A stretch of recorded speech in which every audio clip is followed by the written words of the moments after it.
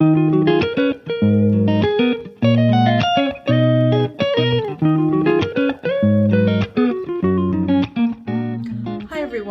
back to my channel. Now that the weather is getting a little bit cooler, or at least more manageable, I am going to be cooking dinner tonight instead of having like a salad or something cold.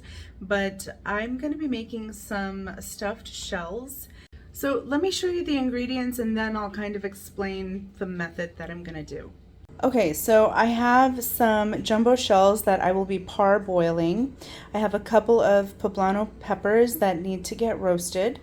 I have some ricotta cheese, a couple of cans of whole kernel corn, a pat of butter, some spinach, some milk. I'm using 2%, but cream would actually be the ideal here. I just want to make this a little bit lighter. And then half an onion, a few garlic cloves. This cheese down here, it's Oaxacan cheese. This is left over from a ball that I had, but I will be shredding that. If you don't have that or you can't find it, mozzarella works just as well. And of course I'll be using salt and pepper. Okay, so I am going to be doing kind of a corn and poblano stuffed shell.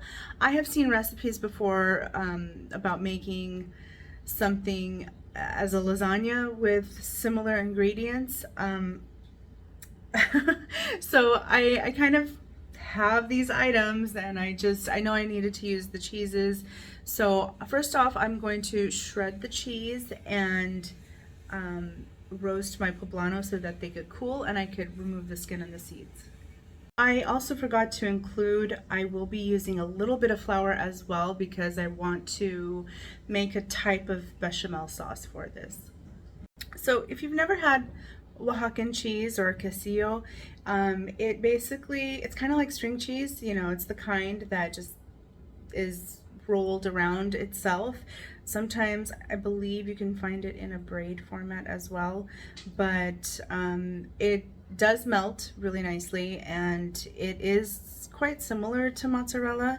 So that's why, if you can't find it, but if you want to look for it, I would suggest going to any ethnic market, specifically any Latin market, and they should have it, like Northgate, Vallarta's.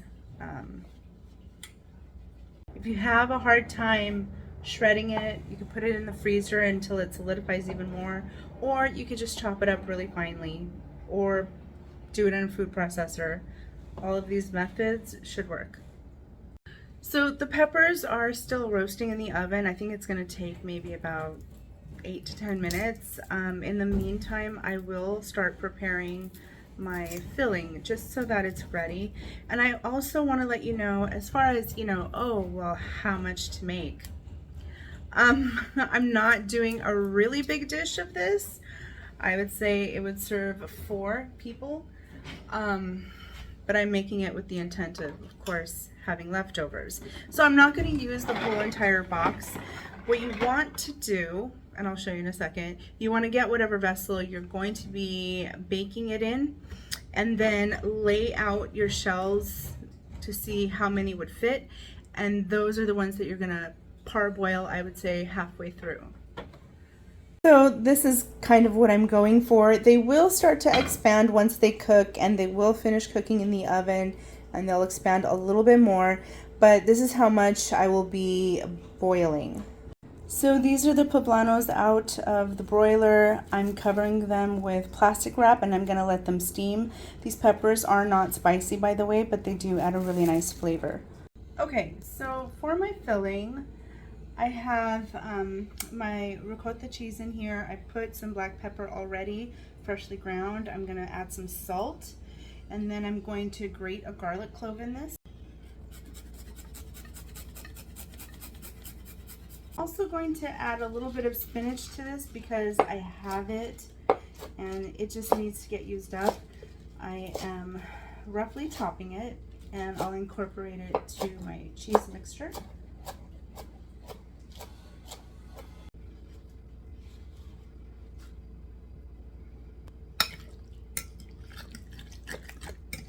I'm also going to add a little bit of the grated cheese. And then the rest will be for the top.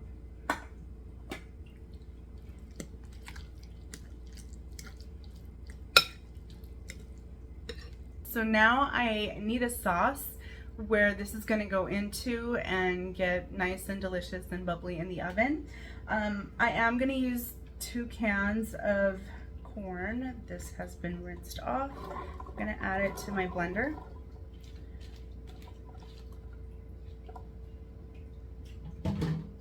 As well as a couple of garlic cloves. So I've put in a pinch of salt, and I'm going to add some white pepper to this. White pepper is a tad more spicy than black pepper. As well as some milk, and I'm gonna add enough milk to go slightly over the corn. And I might add just a splash of cream, but not much. By the way, if you're lactose intolerant, this is not gonna be for you. So I'm gonna go ahead and get this mixture going for maybe 30 seconds. I just kind of want to get everything incorporated, but it doesn't have to be super smooth. I don't have a Vitamix. This is my blender, so you know, use what you have. If you wanted to make a smaller version, even less than what I'm making, you can maybe do 1 can of corn, a cup of milk, a splash of cream, salt, pepper, 1 clove of garlic, and you know, just use a smaller baking dish. Okay, so it's pretty thick, but we're gonna thicken it up a little bit more. Okay, for your peppers, it's still a little bit hot, but I'm just gonna go ahead and peel them. You just want to peel the skins back. Do not rinse this, by the way. When you rinse it, you kind of rinse off all that flavor that the broiler has created for you. If you're afraid that, you know, your skin might be too sensitive, I suppose you could wear gloves, but I don't, so this is how I do it. There may be some liquid in the pepper, so just, you know, use caution.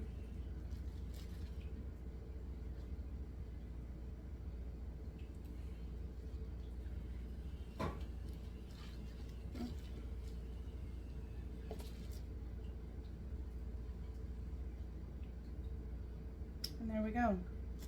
And I'll wipe off the rest of the seeds in a bit. I just want to get this out first.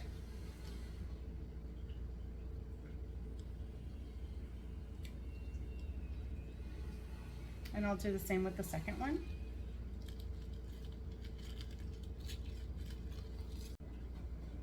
So I'm just gonna finely chop up about half of a pepper, and this I will incorporate into the filling,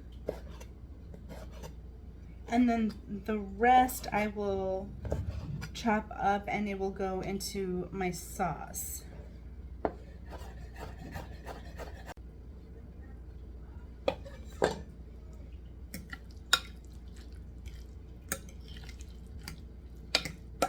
So for the sauce, I'm starting by sauteing a half a small onion, and I just want to get this nice and soft, translucent. So I'm gonna say another couple minutes, and then I'm gonna add my butter. And once the butter has melted, I'm gonna add my flour. So I just put my butter in, and I'm gonna make a little well in the center. And literally, this is just a spoonful of flour, and I want to get this nice and incorporated, toasted and brown. If it coats some of the onions, it's not a problem, it's perfectly fine.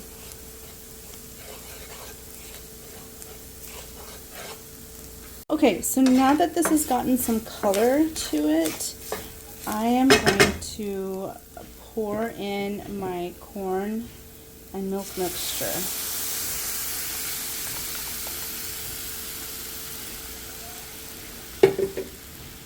And just stir this up, and I will probably simmer this maybe about 7 minutes or so. No more than 10 minutes. But you just want to keep an eye on it. You want to heat this through, you know, and get this incorporated. And this is going to be our sauce. Then once it's just about finished, I will stir in the chopped chili that I have on the side.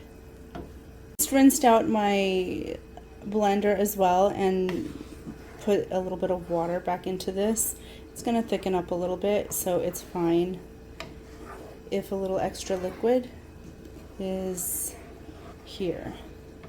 So I've also put my pasta to boil. It's going to take about 9 minutes. It is a thicker shell, so it's going to need that time. It still won't be fully cooked because it still is going to go into the oven and finish cooking there. And then I'm just going to keep an eye on my sauce. Because it does have milk in it, you do want to keep an eye on it. Make sure it doesn't scorch on the bottom. Stir it gently every so often. And then you also want to start preheating your oven at 350. Just added my poblanos to the sauce, and I have just drained my pasta as well. I'm just gonna let that hang out for a bit so the noodles can dry. And the other thing that I need to do is just transfer the filling into a Ziploc bag, and that'll just make it easier to fill the shells. But this looks really good. And then all my components are ready.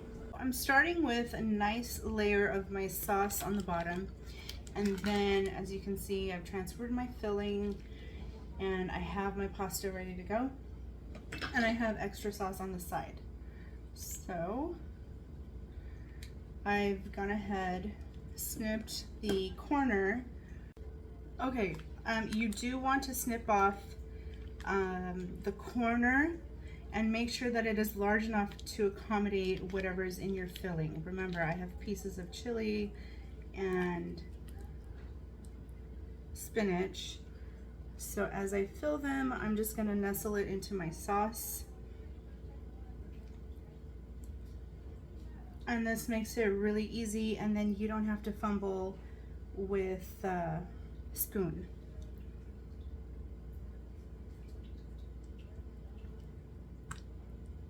Once I've gotten all my shells filled as I desire, I am going to spoon some more sauce over. This is a very saucy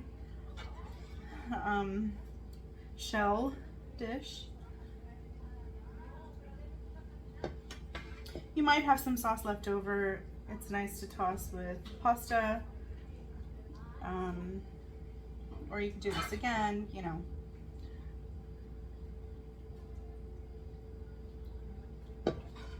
And remember, this will thicken up as it bakes.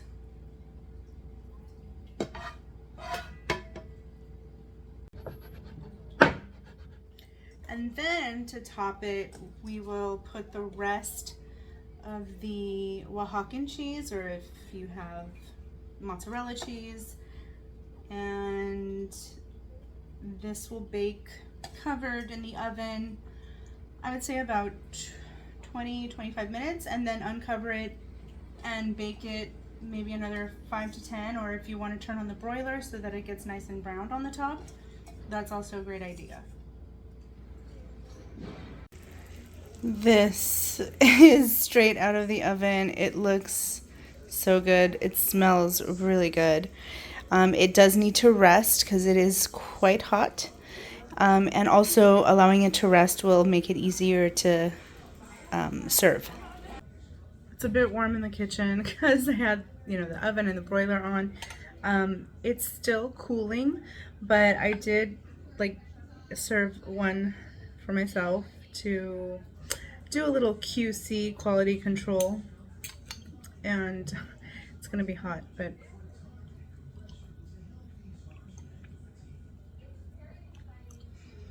that's really good.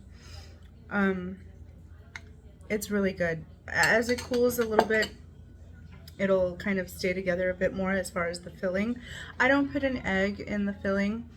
You can if you wanted to, but I think it's fine without it. And the cheese and the corn and the chili, it's It's all really tasty, very tasty. Thank you so much for watching. I hope you enjoyed this video and this recipe. I will have a bit of a guideline in the description box if you'd like to check that out and try it at home. And of course, please remember to like and subscribe to my channel. I will see you next time.